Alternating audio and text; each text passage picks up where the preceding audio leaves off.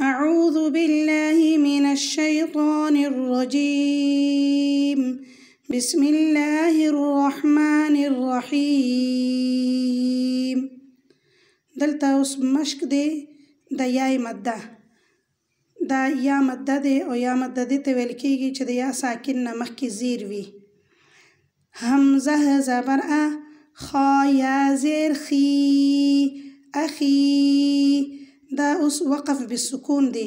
اخی. نون پیش نو، را یا زیر ری، نوری. وقف بالسکون. نوری. کاف پیش کو، لام یا زیر لی، کلی. دلتا وقف بالسکون دی. را واو پیش غو، حا یا زیر حی، روحي. وقف بالسكون خپل حالت کې پیدا. روحي.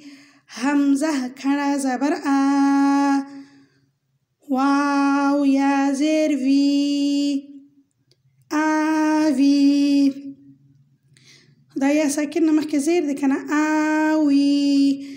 نو دې ته ویل کېږي وقف بالسکون او یای مده. وقف حالت کې بالسکون شو.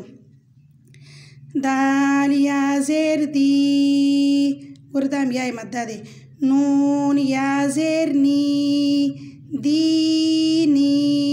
وقف حالت کې دا بالسکون شو، خپل حالت کې به پاتې کېږي کله چې وقف وي. دینی. اخی، نوری، کلی، روحی، آوی، دینی. دا چې تاسو هر یو لین چې دی لس کرته وي ښه یاد کې کنه قرآن کې چې څومره یای مده دي بس همدا یای مده دي نو ټول یا مده به انشاءالله تاسو ته ویل اسان شي.